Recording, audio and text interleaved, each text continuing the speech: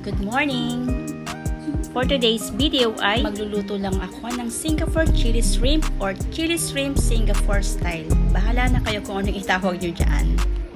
Naghiwa lang ako ng bell pepper, tapos sibuyas, and then syempre luya at saka ng bawang.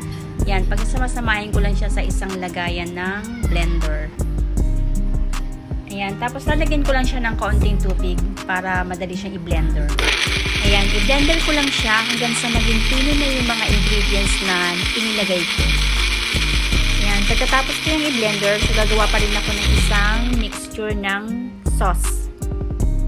Ayan, maglalagay lang ako ng tomato sauce, tapos lalagyan ko siya ng ketchup. Siguro mga 2 kutsara lang kasi konti lang naman yung lulutuin ko. Lalagyan ko rin ng soy sauce. Yan, 1 kutsara lang. Tapos asukal. At syempre, paminta.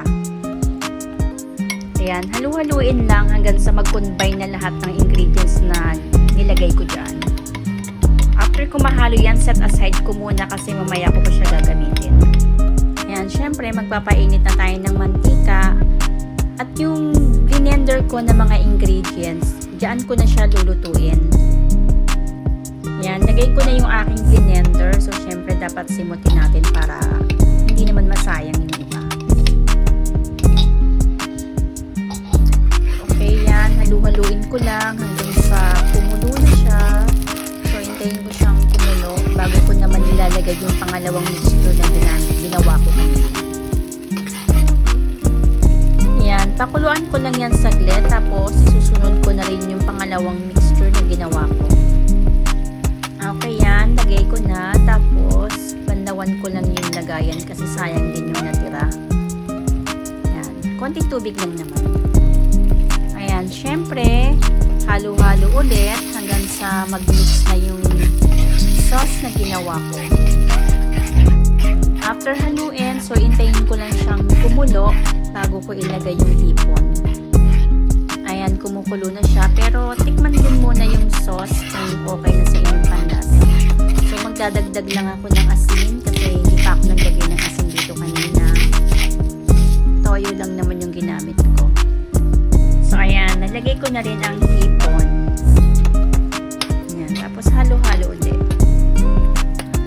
Medyo hininaan ko lang muna yung apoy para hindi naman masyadong matuyo yung sauce niya.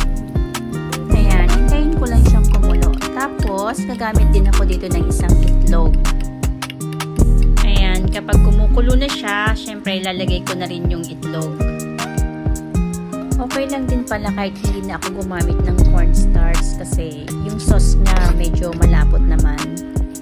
Konting tubig lang naman kasi yung ginamit ko. So, maglagay lang tayo ng cornstarch kapag yung pinaka-sauce natin is malabnaw. Maglagay rin ako ng konting sili para may konting anghang lang. Tapos, yung spring onion. Ayan, ganyan lang siya kadali lutuin. Thank you for watching.